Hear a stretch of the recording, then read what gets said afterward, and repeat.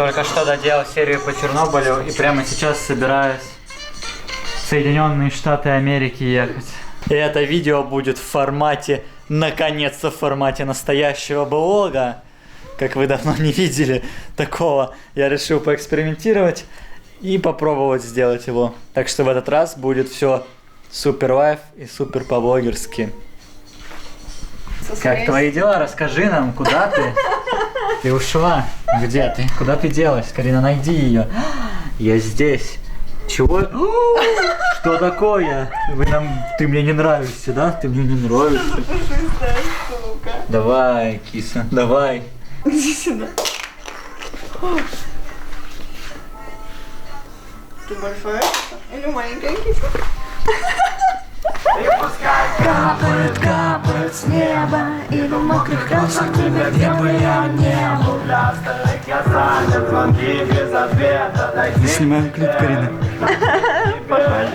И пускай капает, капает с неба, и в мокрых кросах тебе, где бы я не был. Для остальных я занят, звонки без ответа. Дойти теперь. Почему у нас так не всегда весело? Потому что я за компьютером обычно сижу. Вот именно. Путешествие все меняет. Я уже перехожу эту грань, я уже почти там. Мне еще осталось сделать пару шагов, и я окажусь там. А ты можешь всегда таким быть? Ну, если не буду монтировать видосы. Дойти к тебе.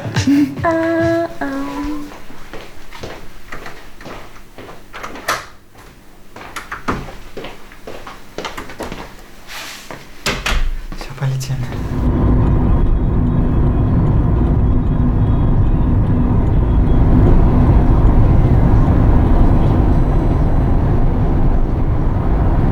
Мы приехали в аэропорт Домодедово, меня провожает Карина, и сейчас я лечу через несколько часов в Португалию, а из Португалии уже в Нью-Йорк. Вот, очень странные чувства, волнительно из-за того, что долго нигде не был, так далеко, в таких путешествиях. Из-за этого как-то засиделся дома и чувствуется такое, как будто даже новые ощущения. Я не ожидал.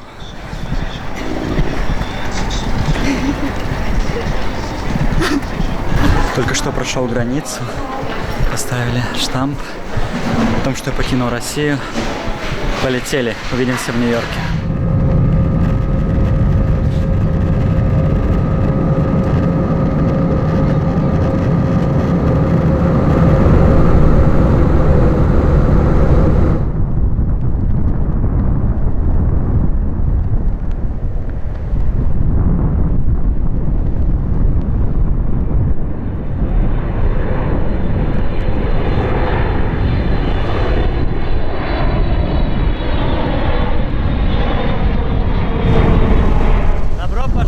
Соединенные Штаты Америки.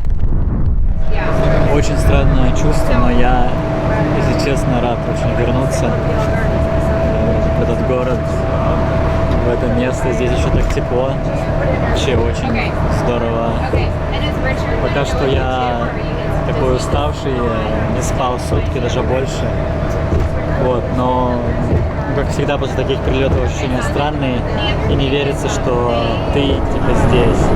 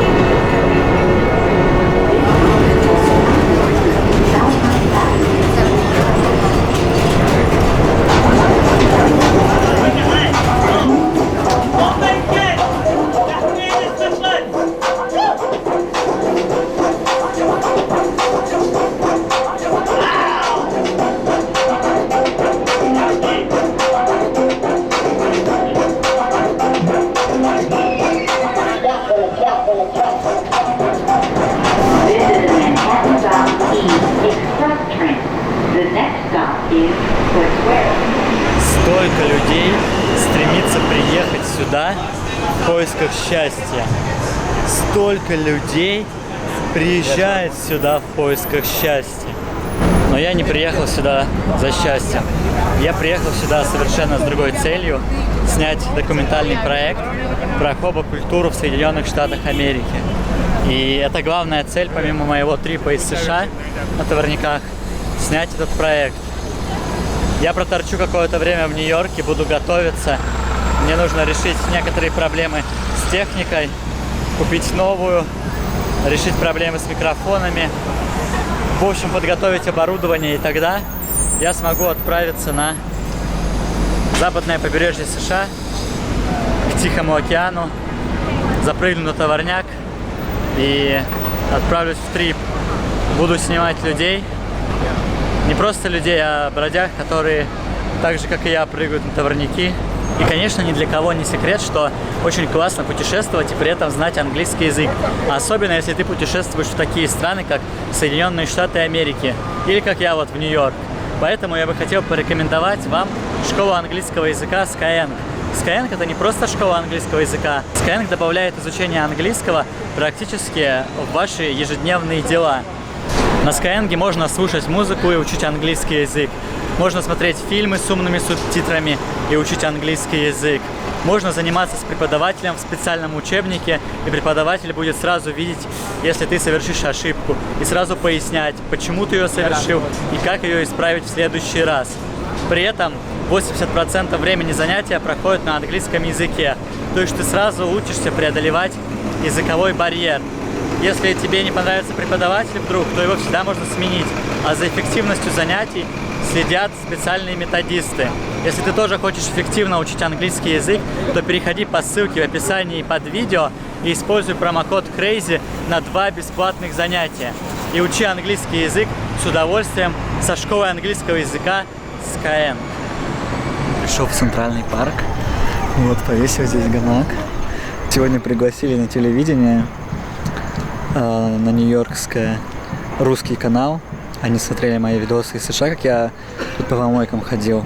И про это будет сюжет. Как-то так разошелся этот видос, все что-то про него снимают, берут его.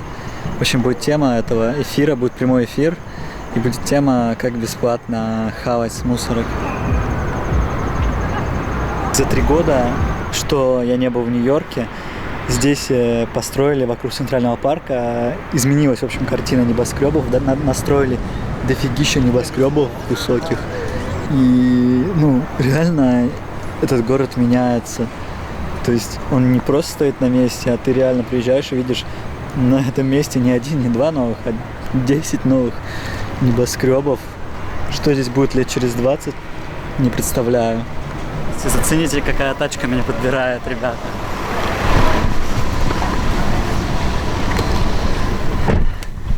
Long Island City, right? I suppose, yes. I don't know the others. Всегда мечтал это сделать. Открыть стекло у тачки.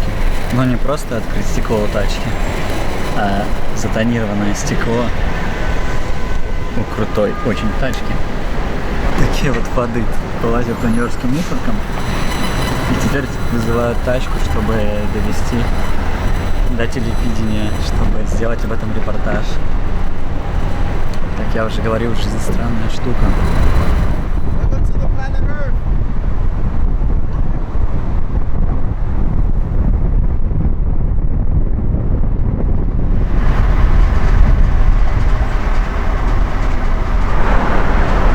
Но хорошего, как всегда, понемногу. Скоро меня опять ждет бомжевание и путешествие на товарниках через всю страну. Это ли не здорово? Точнее, про бомжевание еще непонятно, но вот путешествие — это здорово.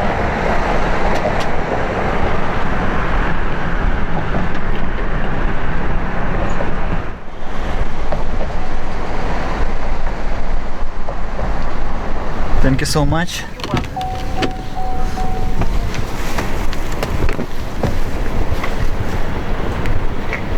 Have a nice day.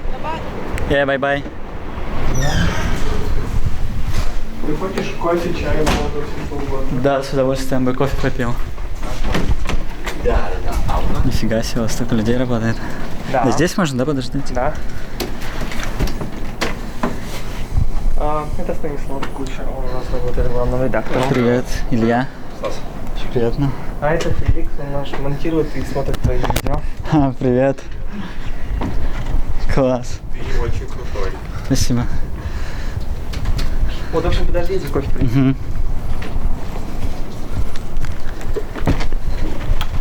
Почти $8 тысяч в год американцы тратят на еду. По данным Бюро статистики труда, расходы на продукты занимают второе место после счетов за аренду жилья. Здесь в Нью-Йорке есть целое движение фриганов. Они ходят по нью-йоркским мусоркам. Это сложно на самом деле называть мусоркой, потому что это просто пластиковые пакеты. Они завязаны, ты их открываешь, а там стоит еда. Она выглядит точно так же, как еда с полок магазина. Я один из твоих зрителей. Я смотрела ролики, я видела все эти поиски локаций, где, собственно, чаще всего выбрасывают самую, ну не побоюсь этого слова, качественную еду. Идейные соображения какие? Я против того, чтобы мир тратил столько денег на еду и выбрасывал ее потом в помойку. Мы должны быть рациональнее и разумнее. Какие еще соображения? Они объясняют вот эту свою историю на примере банана. Вот представьте себе банан, он вырос в Эквадоре. Его обрабатывали на плантации, грузили на фуру, везли, грузили на корабль. Он плыл сюда в Нью-Йорк или в Россию, в Москву, неважно. Оказался на полке магазина, потом кто-то его купил или не купил и выбросил. И представьте, какой путь проделал банан, чтобы оказаться просто на помойке. Я сейчас вкратце объясню, но это целая история банана. Очень большая история. И люди против, вот эти люди, они не то что против, а у них есть идея в том, что если они будут использовать эту еду с мусорок, они уменьшат количество потребления, потому что вот эта еда, которая на мусорках, она уже вне системы вот этого скажи, потребления. пожалуйста, за 3 месяца в Нью-Йорке ты был голодным? Нет, ни разу не был голодным. Вот что можно найти на нью-йоркских мусорках, кроме еды. Мониторы хорошие. Здесь клавиатуры, модемы. В Нью-Йорке можно озолотиться, можно это все продавать на eBay. А можно себе обустроить суперхакерское логово. Проходят года, проходят месяцы, сменяются президенты стран, а я все так же кроюсь по мусоркам в Нью-Йорке в поисках суши. Это этот пакет он выкинул? Да. Бинго, бинго, бинго, бинго. Посмотри. Давай. Только что с прилавка. Ну давай выберем, что мы будем сегодня кушать. Мои любимые вот эти с лососем.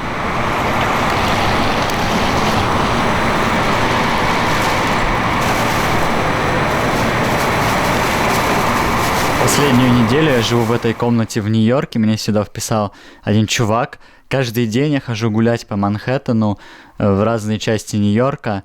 И уже завтра или послезавтра я наконец-то отправляюсь в путь. Сейчас мне нужно сесть за компьютер, открыть карты и посмотреть карту железных дорог Соединенных Штатов Америки, посмотреть станцию, с которой мне отправляться. Я склоняюсь к тому, что я еду на запад, но я склоняюсь к тому, что сначала мне нужно поехать вот по этой дороге на север, потому что я определил ее как главную магистраль. Здесь есть еще 2 дороги, которые могут сразу повести на запад прямиком, но вот здесь вот нужно немножко поехать на юг, а вот здесь пути не подходят к самому городу, плюс сама дорога очень такая извилистая, что означает, что поезд будет тратить много топлива, и ехать ему по этим 2 линиям непродуктивно. Плюс я приблизил здесь спутник и обнаружил, что дорога здесь разделяется на 2 линии, что идет по правому и по левому берегу реки. Это означает, что это двухпутка, то есть поезда там едут в 2 направлениях. Двухпутка означает, что это главная магистраль, и поезда идут, скорее всего, все по главной магистрали, потому что это самая быстрая магистраль. Я пробрался в старый небоскреб. Здесь идет какая-то реставрация.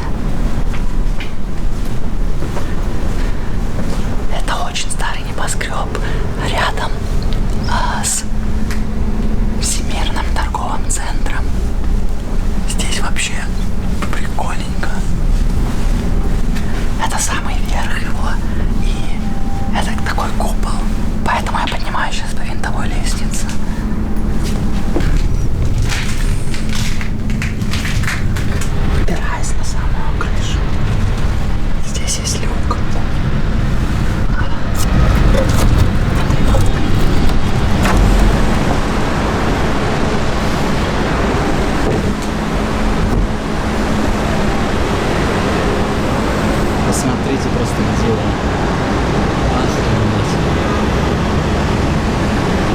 Неаполе. И это вообще потрясающе. Моя башня выглядит как вот эта соседняя, точно такая же, точно так же выглядит.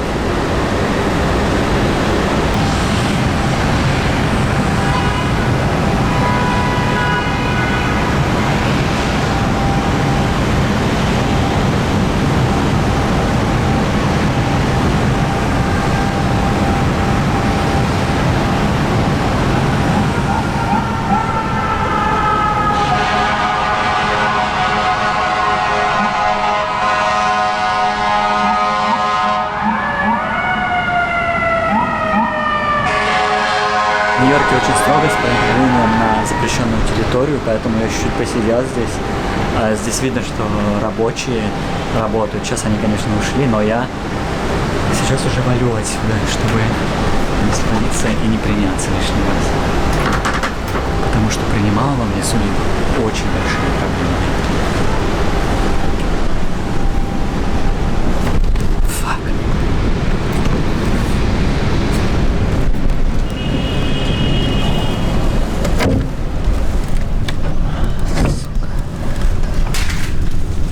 Вроде никого нет.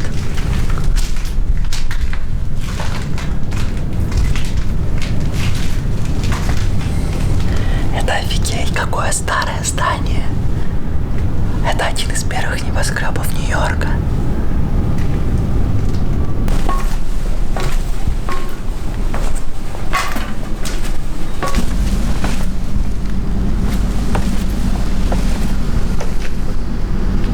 Какая фигнистика записана. Что это вообще такое? Жесть. Какая-то пещера. Я вошел сюда очень хитрым способом. Мне кажется, здесь внизу охранник сидит, потому что я пролезал так через крышу рядом.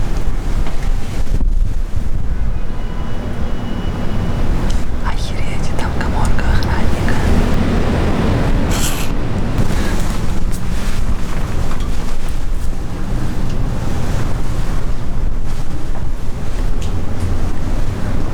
Уходим так же, как пришли.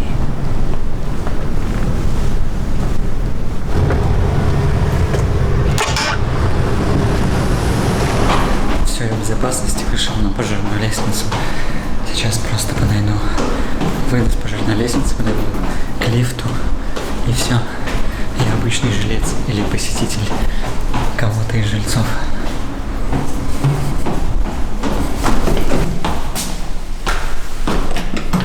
Я сейчас гулял по Нью-Йорку, и у меня возникло такое странное чувство, будто бы я вернулся в прошлое со всеми этими знаниями, которые у меня есть сейчас, как будто я оказался в Нью-Йорке 3 года назад, и теперь хожу и смотрю на себя со стороны. Схожу, смотрю на себя с другой перспективы, и как будто бы я все еще еду вокруг света, но при этом, благодаря вот этому взгляду со стороны, я понимаю, почему я принимал те или иные решения, и даже понимаю больше о своем путешествии, чем раньше, даже больше, чем когда я вернулся домой. День в узле, небо без слез, Церберус потерялся в огнях и проспектах. Ходит, поет на своем языке тебе, чтобы ты не боялся ветру. Да что One с slice, тобой? please. Загорелась изба, понесло, и гуляет красный огонь, крики злые кругом. Поднялом здесь стоял бирюзовый дом, в нем бирюзовый жил царь. Нам не жаль. Да что с того, станет сладкой соль языком. Я так долго шел и нашел, шел и нашел, шел и нашел.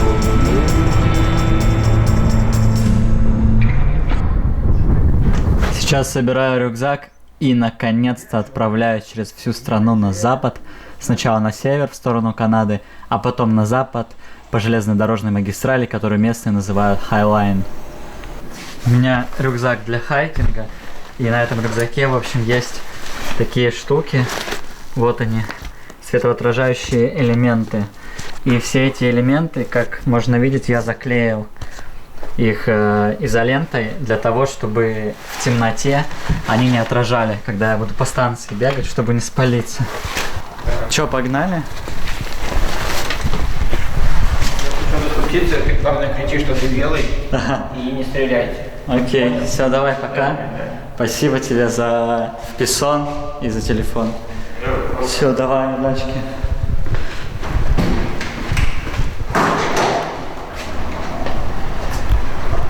Я чувствую волнение такое в груди. Такое оно классное, оно мне очень нравится. Какая-то смесь страха, чего-то, ожиданий каких-то, предвкушения, воспоминаний. Такой коктейльчик офигенный. Ух. Сейчас приеду на станцию. Блин, я не могу, я буду... Фак, опять! Я опять еду через США на товарниках. С этого момента я остаюсь наедине со своим волнением, со своими чувствами и переживаниями. Но еще вы будете меня сопровождать в этом трипе.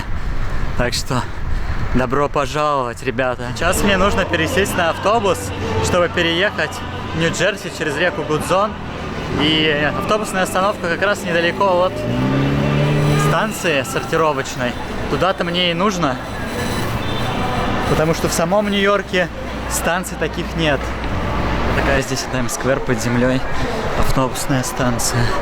Сейчас вспоминается момент в Лос-Анджелесе, когда я также ехал на автобусе на станцию, только это было ночью. Сейчас я еду здесь, из Нью-Йорка. Почему-то такой флешбэк появился.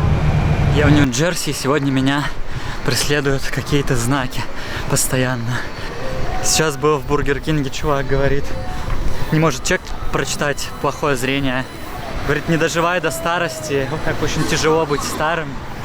Я такой, блин, что за знаки такие о смерти? А я как раз иду на станцию совершать очень опасную вещь. Поэтому, ну, не только поэтому я дал пару долларов бездомному, так сказать, на удачу. Не знаю, цыгане верят, что если ты даешь им $2, ну это цыгане, там, ну или сколько-то, то, в общем, у тебя все в жизни будет хорошо. Исходя из этого принципа, все должно быть отлично. Да. Место, куда я сейчас направляюсь, это огромная сортировочная станция. Практически это главная сортировочная станция Нью-Йорка. Она не в самом Нью-Йорке, но, ну, как бы немножко за ним. Но, тем не менее, сюда все свозят. И я вот уже отсюда вижу очень много фур. Вижу, путей еще не вижу, но вижу прям, что там такая развязка, что туда съезжаются грузовики, фуры, и стоят сложены контейнеры. И вот они, эти контейнеры, увозят. И на саму станцию я заходить не хочу, потому что она очень палевная. Я еще помню по своему предыдущему опыту, когда первый раз был в США, ее исследовал. Вот. И поэтому я постараюсь прямо на выезде со станции поймать поезд. Места, где железнодорожные станции, вокзалы и прочее, они постоянно находятся непонятно где. Там ходят люди странного вида, делают непонятные дела. В общем, классика. Я проник не на станцию, а на выезде со станции сейчас. Здесь стоит товарняк уже. По-моему, едет в мою сторону. Такое ощущение, что стоит, пропускает. Вагоны какие-то неподходящие.